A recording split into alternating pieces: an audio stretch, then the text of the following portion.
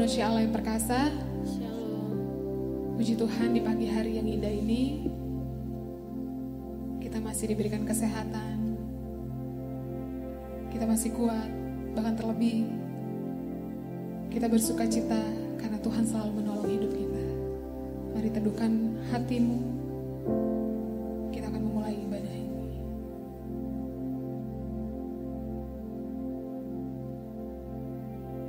Terima kasih Tuhan Yesus.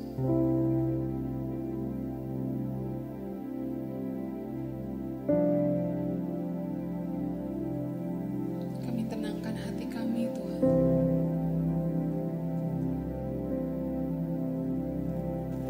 Untuk menikmati persekutuan yang indah bersama Roh.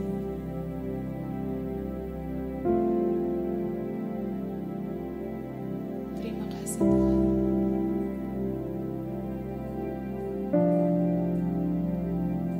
Terima kasih Allah.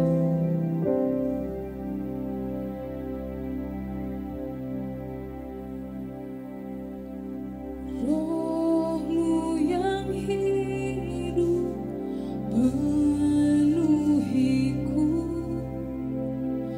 mengalir dalamku.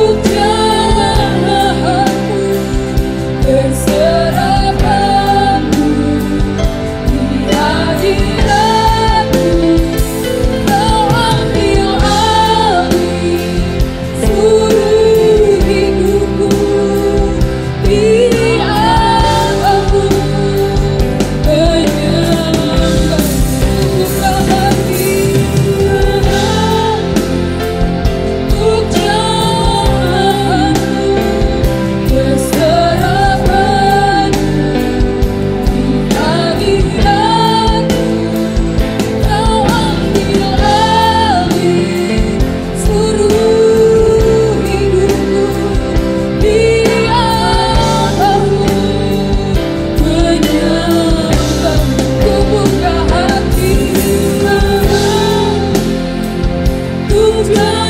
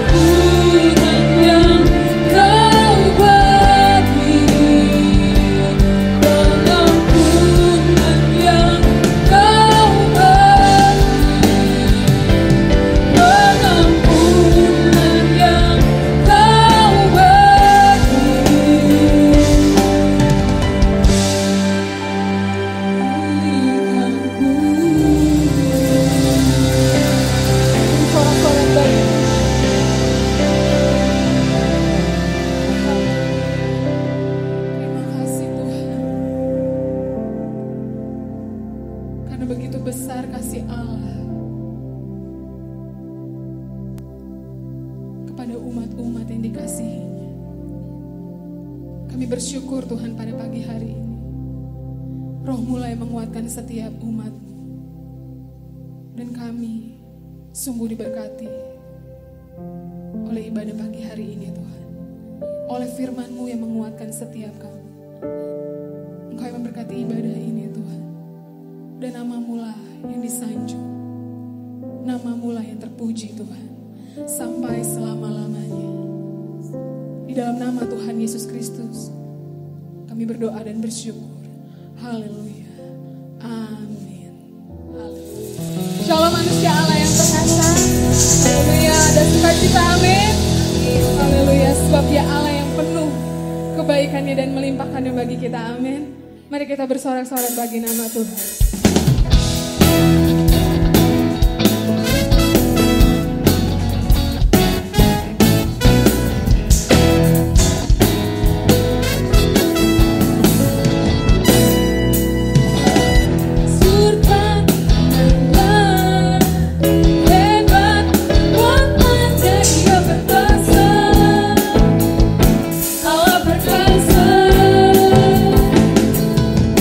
Bukan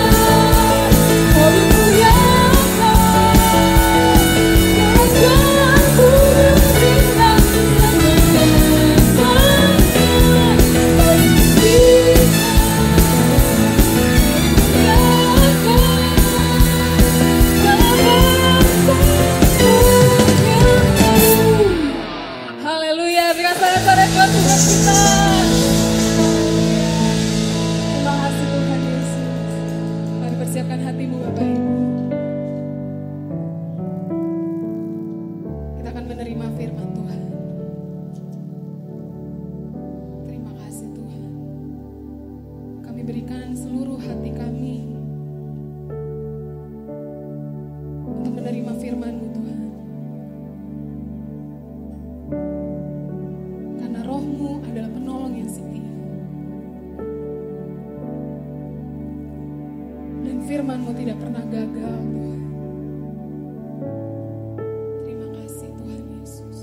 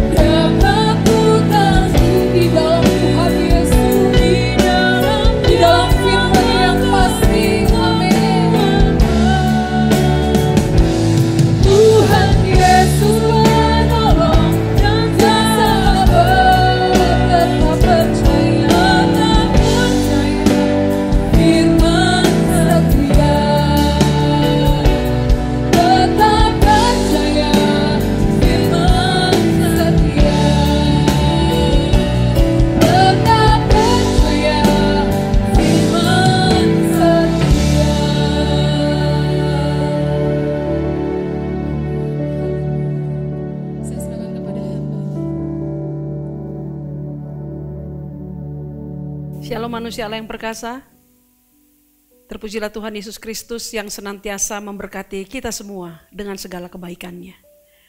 Untuk itu saya mengajak kita bersama-sama mendeklarasikan iman kita kepada Allah. Kita mengangkat tangan kanan kita.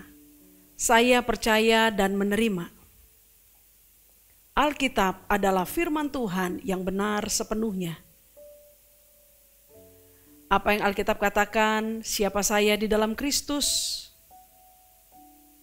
demikianlah saya. Alkitab berkata, saya adalah ciptaan baru. Sungguh, saya adalah ciptaan baru. Alkitab berkata, saya adalah anak Allah. Sungguh, saya adalah anak Allah. Alkitab berkata, segala perkara dapat kulakukan di dalam Kristus. Demikianlah saya. Apa yang Alkitab katakan milikku, sungguh adalah milikku. Alkitab berkata, saya adalah ahli waris Allah bersama Kristus. Sungguh, saya adalah ahli waris Allah bersama Kristus. Dalam nama Tuhan Yesus Kristus. Mari kita bersatu dalam doa. Bapa, kami menyerahkan seluruh pemberitaan firman hidup ini di dalam pimpinan Allah Roh Kudus. Engkau menyingkapkan rahasia kebenaran firman-Mu Tuhan, supaya kami umat-Mu boleh mengambilnya menjadi harta milik kami dan boleh menerapkannya dalam kehidupan kami, sehingga Engkau dipermuliakan dalam hidup kami dan kami umat-Mu dikuatkan dan diberkati di dalam-Mu. Dalam nama Tuhan Yesus, kami menyerahkan seluruh pemberitaan firman hidup ini. Amin. Mari kita membuka Yesaya pasal 55 ayat 8 dan 9. Yesaya 55 ayat 8 dan 9. Demikianlah firman Tuhan ayat yang ke-8. Sebab rancanganku bukanlah rancanganmu, dan jalanmu bukanlah jalanku. Demikianlah firman Tuhan ayat 9. Seperti tingginya langit dari bumi, demikianlah tingginya jalanku dari jalanmu, dan rancanganku dari rancanganmu. Sahabat yang diberkati Tuhan Yesus Kristus, apabila kita mengeluarkan atau melepaskan Yesaya 55 ayat 8 dan 9 yang baru saja kita baca ini dari konteks keseluruhan perikop ini, maka kita akan menemukan bahwasanya apa yang tertulis di dalam Yesaya 55 ayat 8 dan 9 ini semacam sebuah pernyataan kebenaran di mana Allah hendak memberitahukan kepada umatnya bahwasanya rancangan Allah memang bukan menjadi rancangan kita, dan bahwasanya jalan Allah bukanlah jalan kita umatnya. Bedanya seperti langit dan bumi. Dengan demikian saudara, ketika ayat 8 dan 9 dari Yesaya 55 ini adalah merupakan sebuah pernyataan seperti yang barusan saya katakan. Jika dilepaskan dari konteks secara keseluruhan. Dengan demikian maka ketika di dalam perjalanan hidup ini umat Allah berbeda pendapat, berbeda pemikiran dengan Allahnya, maka hal itu adalah merupakan hal yang wajar. Sebab toh memang rancangan Allah bukan rancangan kita. Jalannya bukan jalan kita. Sehingga dengan demikian kita sama sekali tidak memahami apa yang menjadi kehendak isi hati Tuhan dalam rancangan maha hebatnya itu. Namun sahabat yang diberkati Tuhan Yesus Kristus, pada kenyataannya hal ini tidaklah hendak menyatakan kebenaran seperti ini. Walaupun ada orang-orang percaya yang telah salah di dalam menerapkan atau memahami kebenaran di dalam Yesaya 55 ayat 8 dan 9 ini. Oleh karena itu, marilah kita membiarkan Kebenaran yang terdapat di dalam Yesaya 55 ayat 8 dan 9 ini secara khusus tetap berada pada tempatnya. Sehingga dengan demikian kita bisa mendengarkan apakah isi hati, apakah kehendak, apakah maksud Allah yang hendak Dia sampaikan kepada umatnya baik di masa yang lalu maupun di masa saat ini, sekarang ini kepada kita, Anda dan saya. Dengan demikian kita tidak akan kehilangan berkat terbaik yang telah disediakan Allah di dalam kebenaran Yesaya 55 ayat 8 dan 9 ini. Untuk itu sahabat yang diberkati Tuhan Yesus Kristus, ketika kita membaca Yesaya 55 ayat 8 dan 9 ini berdasarkan konteksnya, maka kita menemukan Yesaya 55 ayat 8 dan 9 ini sedang berbicara kepada umat Allah atas sebuah pelanggaran atau perilaku rusak umat Allah pada waktu itu, dan diharuskan menjadi semacam peringatan kepada kita di waktu sekarang ini. Bahwasanya dalam pelanggaran kehidupan umat Allah di masa itu, umat telah berlaku berbeda dengan apa yang Allah katakan di dalam firman-Nya. Dengan membelakangi Allah, dengan tidak mengacuhkan firman-Nya itu, umat Allah kemudian menjalani kehidupan ini seperti yang diinginkannya, yang dikehendakinya berdasarkan pemahamannya. Olehnya sahabat, ketika umat Allah jatuh di dalam berbagai macam penderitaan yang nanti kita akan lihat di dalam kebenaran Yesaya pasal 55 ini, maka itu adalah merupakan hal yang sangat wajar ketika mereka meninggalkan kebenaran firman Allah yang hebat itu. Hal ini bisa kita perhatikan dan bisa kita temukan dengan sangat jelas di dalam pasal yang sama, ayat 1 sampai dengan ke-7. Saya akan membacakannya bagi saudara, saudara menyimak dengan baik. Ayat 1 dikatakan demikian, "Ayo, hai semua orang yang haus, marilah dan minumlah air. Dan hai orang yang tidak mempunyai uang, marilah, terimalah gandum tanpa uang pembeli dan makanlah, juga anggur dan susu tanpa bayaran." Ayat 2, "Mengapakah kamu membelanjakan uang untuk sesuatu yang bukan roti? Dan upah jerih payahmu untuk sesuatu yang tidak mengenyangkan? Dengarkanlah aku, maka kamu akan memakan yang baik dan kamu akan menikmati sajian yang lezat. Sendengkanlah telingamu dan dengarkan, dan datanglah kepadaku, dengarkanlah, maka kamu akan hidup. Aku hendak mengikat perjanjian abadi dengan kamu, menurut kasih setia yang teguh yang kujanjikan kepada Daud. Sesungguhnya aku telah menetapkan dia menjadi saksi bagi bangsa-bangsa, menjadi seorang raja dan pemerintah bagi suku-suku bangsa. Sesungguhnya engkau akan memanggil bangsa yang tidak kau kenal, dan bangsa yang tidak mengenal engkau akan berlari kepadamu oleh karena Tuhan Allahmu, dan karena yang Maha Kudus Allah Israel yang mengagungkan engkau." Ayat 6, "Carilah Tuhan selama ia berkenan ditemui, berserulah kepadanya selama ia dekat. Baiklah orang fasik meninggalkan jalannya, dan orang jahat meninggalkan rancangannya. Baiklah ia kembali kepada Tuhan, maka Dia akan mengasihaninya. Dan kepada Allah kita, sebab Ia memberi pengampunan dengan limpahnya.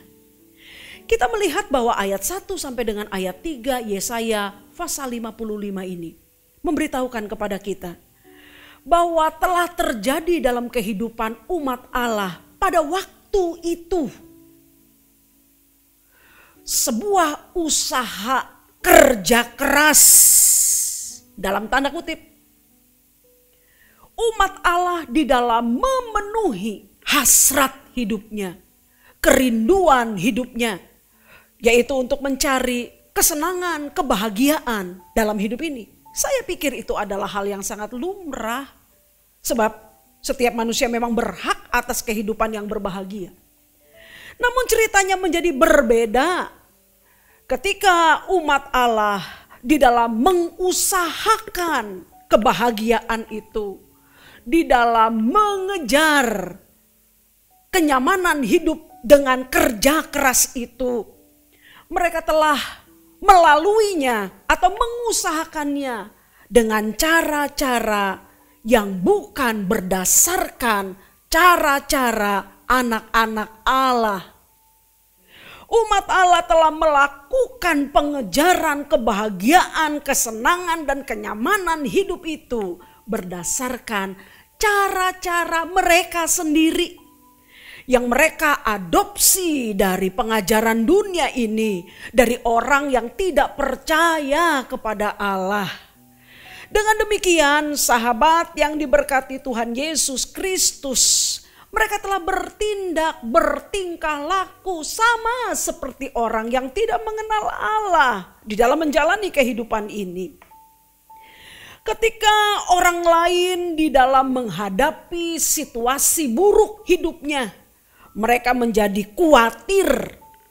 Maka umat Allah pun mengalami kekhawatiran yang sama. Ketika orang yang tidak mengenal Allah menjadi takut di dalam menghadapi situasi-situasi buruk di hidupnya, umat Allah pun menjadi tidak luput dari ketakutan yang sama. Bahkan ketika orang-orang lain yang tidak mengenal Allah, orang-orang dunia itu sibuk mencari pertolongan orang-orang yang dianggap lebih hebat dari dirinya, lebih berkuasa dari dirinya, untuk dimintai pertolongan ketika mereka berada dalam kesulitan di hidup ini. Maka umat Allah pun berlaku hal yang sama. Mereka juga berebut mencari pertolongan orang-orang yang dianggapnya hebat dan melupakan Allah Sang Maha Hebat yang selama ini senantiasa berjalan bersama-sama dengan mereka. Pada akhirnya ketika orang-orang yang tidak mengenal Allah tak pernah mengindahkan pribadi Allah Sang Maha Hebat itu, maka umat Allah pun berlaku sama dengan mereka. Tidak mengindahkan Allah yang maha hebat itu dengan membelakangi firman-Nya dan berlaku tidak sesuai sebagaimana yang diperintahkan firman itu kepadanya. Untuk itu saudaraku, maka kita melihat juga dengan sangat jelas semua usaha, semua kerja keras itu yang telah dilakukan umat tanpa Allah berujung pada kesia-siaan saja. Sebab di sana mereka hanya berjumpa dari penderitaan yang satu ke penderitaan yang lain, dari permasalahan yang satu ke permasalahan yang lain. Bukankah kita melihat gambaran dari keadaan umat Allah yang sangat ironis itu di dalam ayat 1 sampai dengan ayat 3 Yesaya pasal 55 ini? Dikatakan di sana bahwa Umat Allah haus dan lapar tetapi tak memiliki uang untuk membeli minuman dan makanan demi mengenyangkan perut mereka. Dan bahkan yang lebih ironis lagi adalah ketika ada di antara mereka yang memiliki uang, tapi mereka sudah membelanjakan uang itu bukan untuk memperoleh makanan yang bisa mengenyangkan mereka atau minuman yang membuat dahaga mereka bisa teratasi, tetapi mereka justru menghabiskan hasil kerja kerasnya ini, menghabiskan uangnya itu untuk membeli sesuatu makanan yang sama sekali tidak mengenyangkan mereka dan minuman yang sama sekali tidak mengobati dahaga mereka. Ini menjadi sebuah perjalanan hidup yang sangat memprihatinkan dan sangat mengerikan dari umat yang memiliki Allah yang maha hebat. Padahal pada perikop yang sama ayat berikutnya dengan sangat jelas Allah mengatakan kepada umatnya bahwasanya jika mereka bersedia menyendengkan telinganya, mengarahkan wajahnya, menetapkan hatinya hanya kepada Allah dan firman-Nya saja, maka akan terjadi. Mereka akan menerima gandum tanpa uang pembeli, juga anggur dan susu tanpa harus membayar. Sebuah perumpamaan yang sedemikian sederhana untuk membukakan pemahaman umat yang buta. Dikatakan juga bahwa mereka akan memakan makanan yang baik. Mereka akan menikmati sajian yang paling lezat dari Allah. Mereka juga telah ditetapkan untuk menjadi saksi Allah bagi bangsa-bangsa tentang bagaimanakah perbuatan hebat Allah terhadap mereka yang mengasihinya dan berpegang teguh hanya kepada firman-Nya. Allah telah menetapkan umat Allah untuk menjadi kesaksian bagi kemuliaan dan kehebatannya. Sehingga semua bangsa, bahkan yang tidak mengenal mereka, akan terkagum-kagum oleh perbuatan Allah yang hebat di tengah-tengah mereka. Namun ketika umat Allah berlaku berbeda, maka apa yang telah disediakan Allah untuk mereka tidak bisa mereka nikmati dalam kehidupan mereka. Bukankah ini menjadi hal yang sangat ironis? Bukankah ini menjadi hal yang amat sangat memprihatinkan kita? Bahkan ketika kita membaca ulang kebenaran ini, menjadi sebuah pelajaran bagi kita bahwasanya Yesaya 55 ayat 8 sampai dengan ayat 9 adalah merupakan panggilan, seruan yang telah diberikan oleh Allah melalui Yesaya hambanya ini kepada setiap umat Allah pada waktu itu dan pada masa kini, supaya setiap kita bisa memahami dengan benar, berbalik kepada Allah, mengenakan rancangannya dalam kehidupan ini adalah merupakan keharusan yang tidak bisa ditawar-tawar lagi. Adalah merupakan keharusan yang tidak bisa ditawar-tawar lagi. Untuk itulah saudaraku yang diberkati Tuhan Yesus Kristus, berkaitan dengan poin penting ini, Roh Kudus membukakan kepada kita alasan mengapakah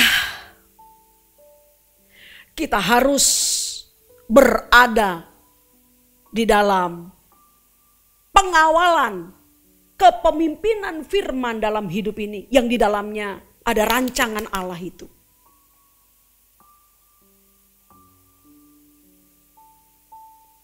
Untuk itu, pada bagian yang pertama, kita dibawa kepada sebuah penyingkapan rahasia kebenaran firman dalam sebuah kalimat sangat sederhana. Saudara, berkaitan dengan rancangan, rencana dalam kehidupan ini, atau berkaitan dengan hari depan, hari esok. Tahukah kita? Sadarkah kita? Siapakah yang paling bisa mengetahui dengan sangat tepat? Sebab kita harus mengakui dengan sangat jujur. Jika itu diberikan kepada kita, maka kita akan dengan sangat jujur berkata, saya tidak bisa menguasai hari depan. Dalam keterbatasan kita. Namun kita juga sama-sama memahami. Dan dalam hal ini, pemahaman ini tidak boleh sekedar berhenti dalam bingkai pemahaman secara pengetahuan atau teori saja. Dia harus turun ke dalam batin setiap kita. Sehingga bisa memberikan manfaat. Kita sama-sama tahu bahwa ketika itu berkaitan dengan rancangan, rencana masa depan, hari depan, tidak ada seorang pun dari manusia atau siapapun yang bisa kita sebutkan namanya, yang bisa mengungguli Allah. Sang Maha Tahu itu. Allah itu bukan cuma sekedar lebih tahu dari kita. Tapi dia adalah Sang Maha Tahu. Sang Maha Tahu. Allah bukan cuma sekedar lebih bijak dari kita. Tapi dia adalah Sang Maha Bijak. Dan kalau berkaitan dengan kebenaran, dialah kebenaran itu sendiri. Amin. Dengan demikian saudaraku yang diberkati Tuhan Yesus Kristus. Ayat 8 dan 9 Yesaya 55. Dengan jelas, tegas, menyerukan kepada setiap umat Allah. Kembalilah kepada rancangan Allah. Kembalilah kepada firman-Nya dan setialah di sana. Ketika umat Allah berada dalam kehidupan, membelakangi dan memberontak terhadap firman itu. Dan kepada setiap umat Allah yang berada dalam kebenaran firman di kehidupannya, Yesaya 8 dan 9 ini.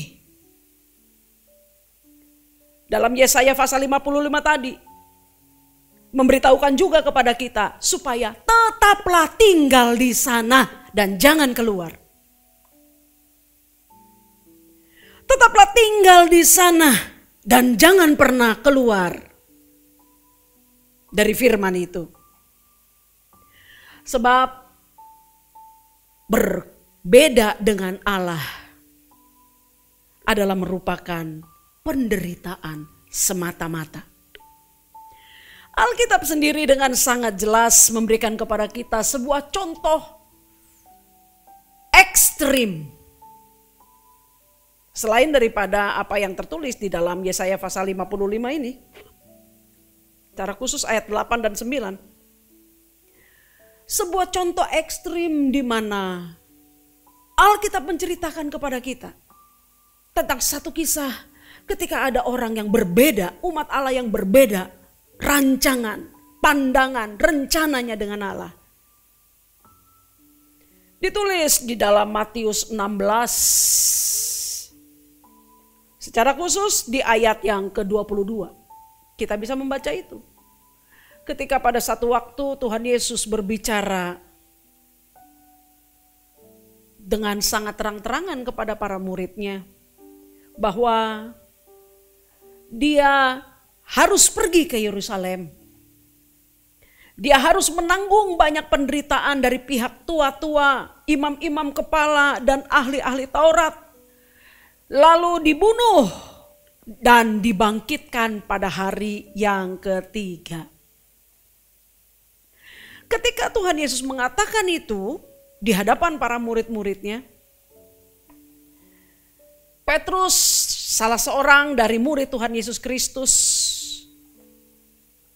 kemudian bereaksi, menolak apa yang dikatakan Tuhan. Matius 16 ayat 22 menyatakan ini kepada kita. Tetapi Petrus menarik Yesus ke samping dan menegur dia, menegur Tuhan.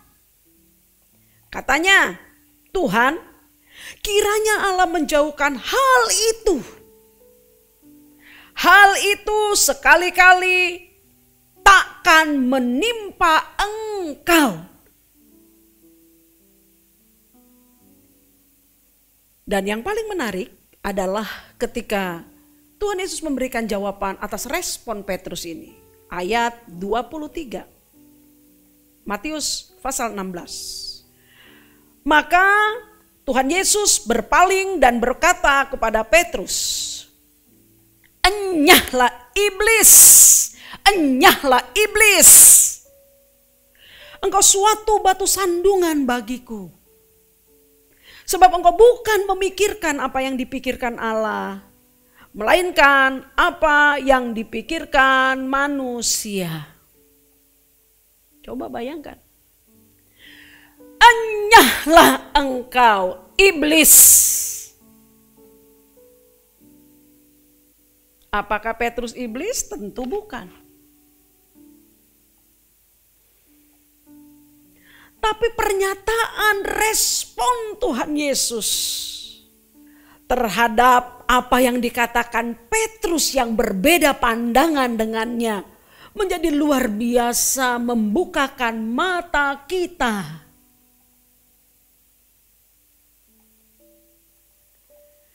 Bahwasanya saudaraku, setiap pikiran, setiap pendapat, setiap rancangan yang berbeda dari firman Tuhan,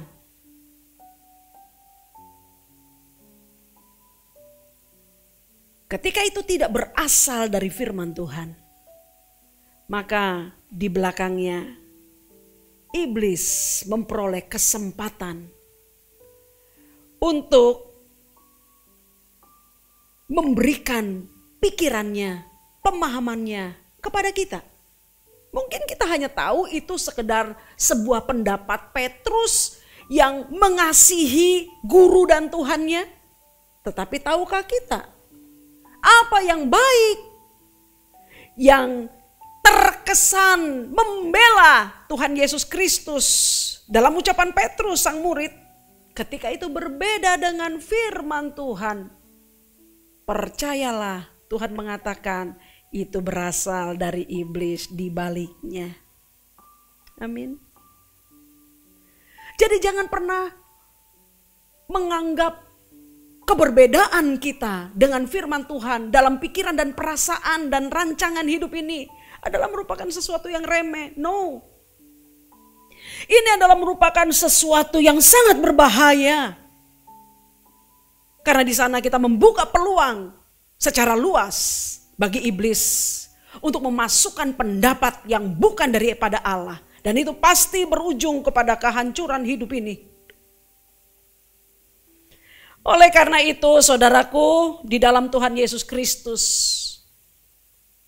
Kita harus sangat bersyukur ketika peristiwa ini dicatatkan di dalam Alkitab, supaya kita bisa membacanya ulang dan menjadikannya sebagai sebuah peringatan penting dalam kehidupan kekristenan kita. Pengiringan kita akan pribadi Allah yang hebat itu. Dan kita tidak terjatuh di bagian yang sama dengan kejatuhan Petrus. Dalam ketidakmengertiannya. Atau dengan alasannya yang lain. Sebab sadarkah kita? Sekiranya Petrus tahu masa depan. Sekiranya Petrus memiliki pemahaman firman yang benar. Tentu saja Petrus tidak akan bersedia berbeda dengan apa yang dikatakan Tuhan Yesus Kristus dalam firman-Nya yang dinyatakan di depan murid-muridnya. Aku harus pergi ke Yerusalem. Di sana aku harus menanggung banyak penderitaan dari para pemuka agama, ahli Taurat, para imam. Aku akan dianiaya dan aku harus mati dan aku akan bangkit pada hari yang ketiga. Ketika terdengar rasanya tidak nyaman di telinga kita, tapi ketika itu firman Allah, maka adalah merupakan keharusan bagi setiap kita untuk tetap memegang dan menerimanya. Untuk tetap memegang dan menerimanya sebagai sebuah kebenaran. Amin. Keberbedaan Petrus dengan Kristus, Allah yang maha hebat itu, telah membuatnya jatuh ke dalam dosa, pelanggaran.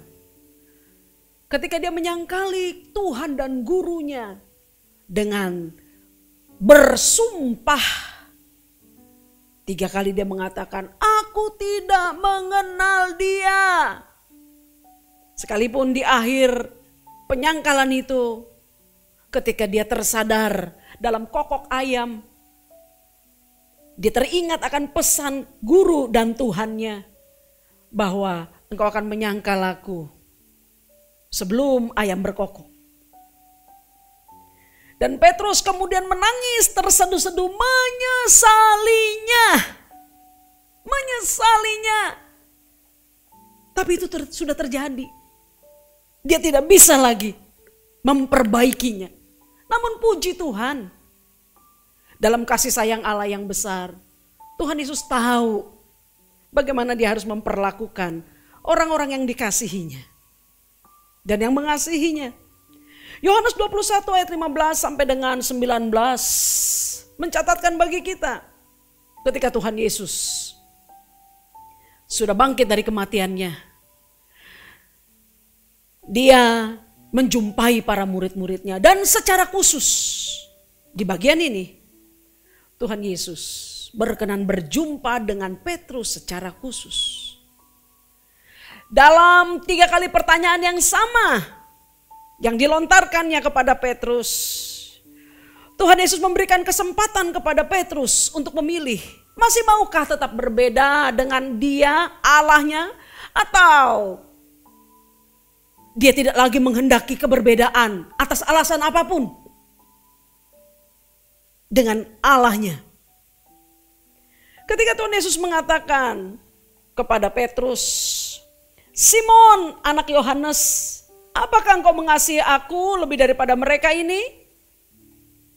Pertanyaan pertama, pertanyaan kedua dijawab oleh Petrus dengan baik. Tapi dalam pertanyaan yang ketiga, dia tak mampu lagi memberikan jawaban. Hatinya begitu hancur, hatinya begitu susah. Dan dia berkata kepada guru dan Tuhannya di Yohanes 21 ayat 17. Maka sedih hati Petrus karena Yesus berkata untuk ketiga kalinya, apakah engkau mengasihi aku?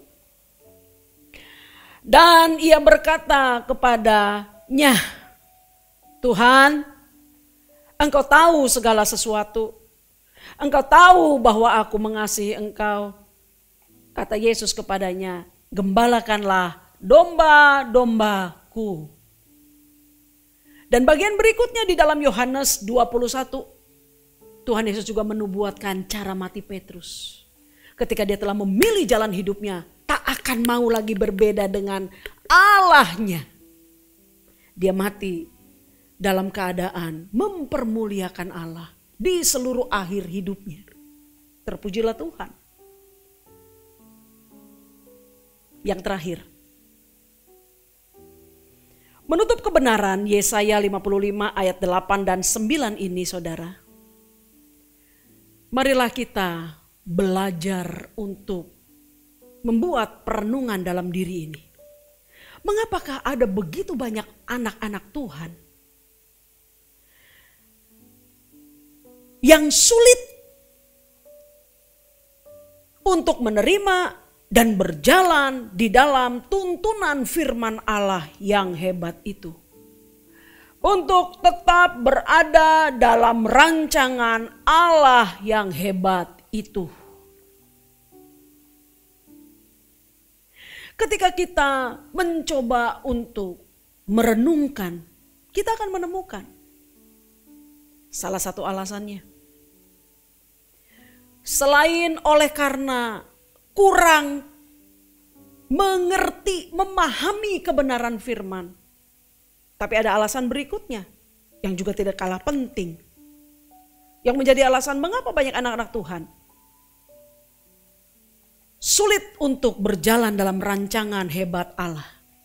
Yaitu ketika dalam perjalanan hidup ini kita telah memiliki konsep sendiri, pendapat sendiri, pemikiran sendiri, rencana sendiri untuk mengatur kehidupan kita.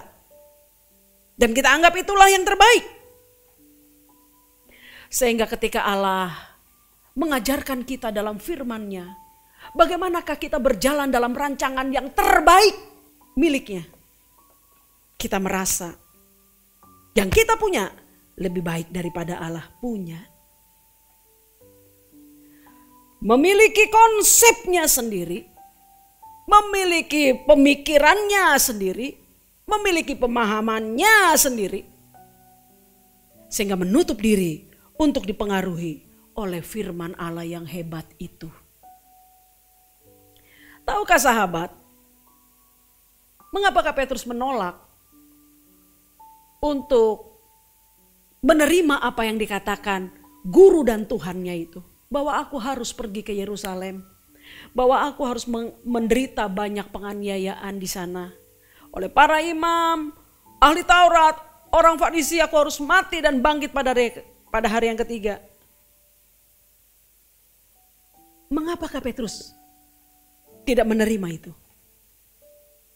Karena Petrus sudah punya pendapatnya sendiri tentang Tuhan Yesus, Mesias itu. Karena Petrus sudah punya rancangannya sendiri berkaitan dengan Tuhan Yesus Kristus, Guru Tuhan, Mesias itu. Dan dalam pemikiran Petrus, rencana Petrus, pemahaman Petrus, pendapat Petrus, Mesias tidak boleh mati dan tidak bisa mati. Karena dia maha hebat. Dia pembebas Israel. Dia pembebas umatnya. Maka tidak mungkin dan tidak boleh terjadi Tuhan Yesus mati. Oke? Inilah yang membuat Petrus tidak menerima apa yang dikatakan Allah itu, Mesias itu. Padahal Petrus tidak tahu Mesias yang hebat itu. Dia memang tidak mungkin mati dan mustahil mati. Namun Petrus tidak paham. Jalan kemenangan yang harus dilalui sang Mesias adalah diawali dengan mempersembahkan hidupnya sendiri di kayu salib. Demi supaya setiap umatnya, orang yang percaya kepadanya, menerima kelepasan atas belenggu kuasa dosa yang selama ini memperbudak mereka, yang selama ini mengikat mereka dan menjajah mereka. Petrus tidak tahu kalau jalan Mesias itu harus diawali dengan kematian di kayu salib untuk kemenangan itu.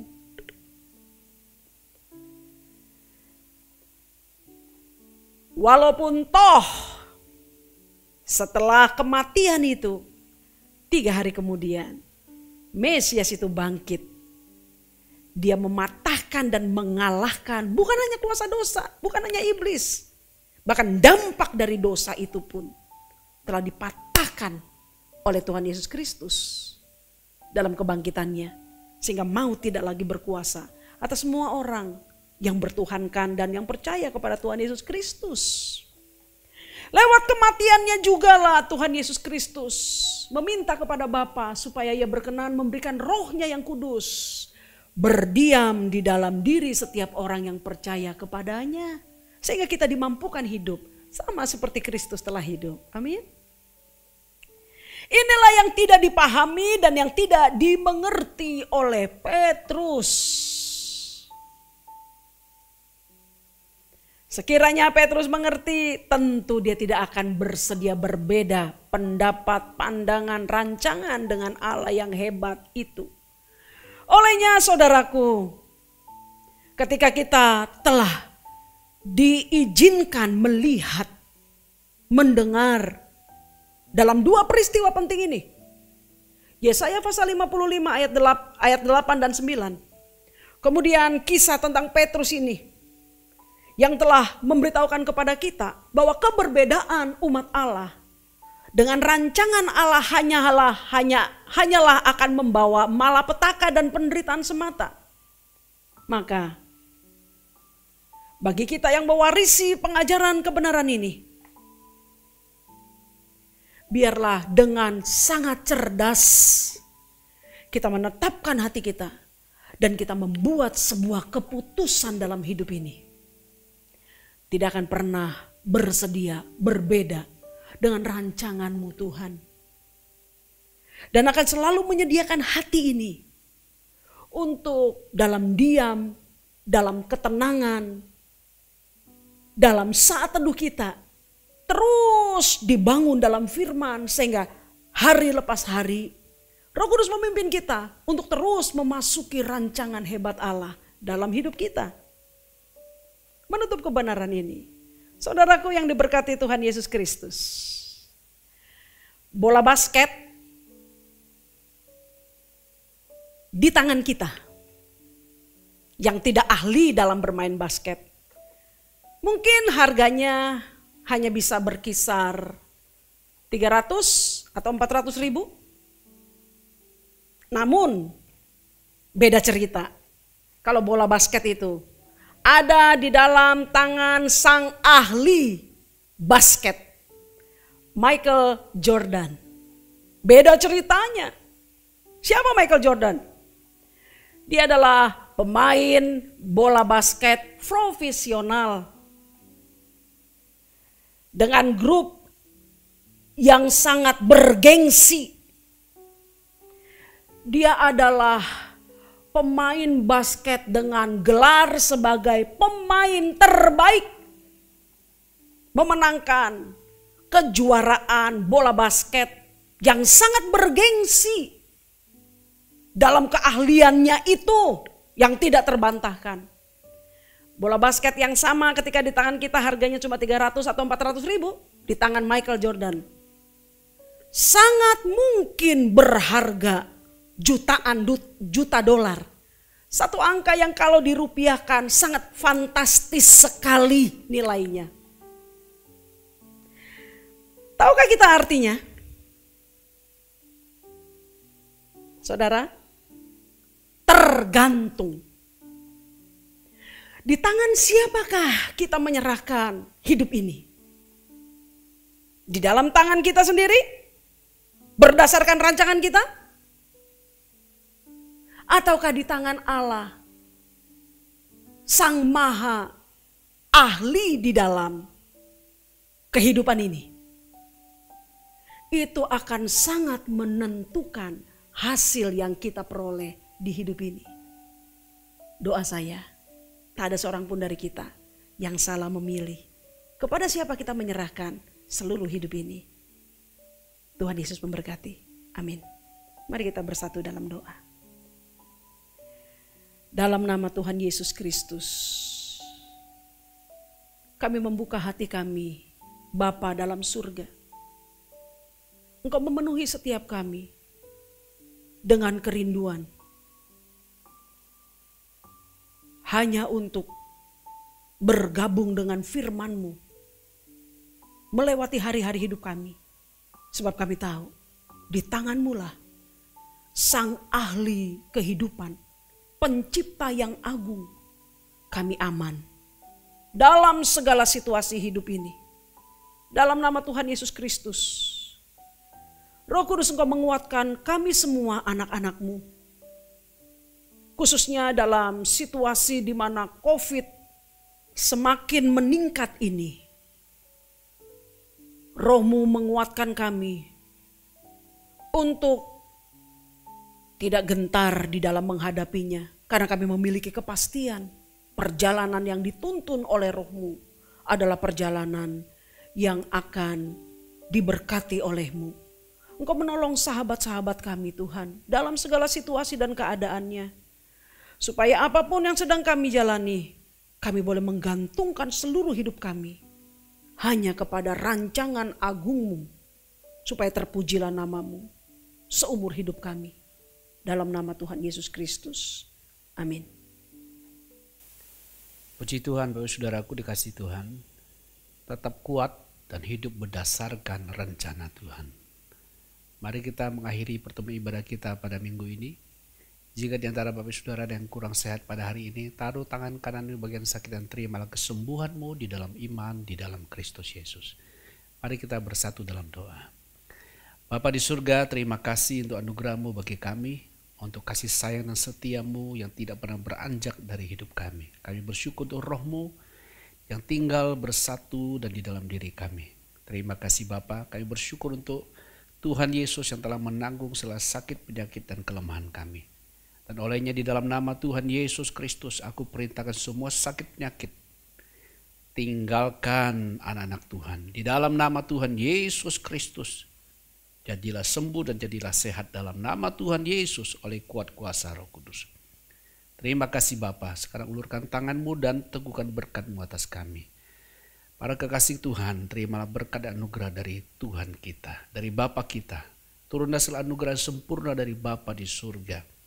Kasih sayang dari Tuhan kita Yesus Kristus dan persekutuan dengan Roh-Nya yang kudus turun beserta dengan kita semua. Sungguh Roh-Mu dikuatkan, jiwa-Mu disegarkan. Tubuhmu disehatkan, rumah tanggamu diberkati, pekerjaanmu diberkati, studimu diberkati, dimanapun kau melangkah, anugerah Tuhan limpah atas Bapak Ibu Saudara sekalian. Saya nyatakan berkat ini sah di dalam nama Tuhan Yesus Kristus yang hidup. Haleluya. Amin. Amin. Bapak Ibu Saudaraku dikasih Tuhan, tetap teguh oleh firman Allah dalam situasi apapun. Jangan takut dan jangan khawatir dan jangan gentar. Karena Allah sudah berkenan memberkati kita. Sampai ketemu di ibadah yang akan datang. Tuhan Yesus memberkati. Amin.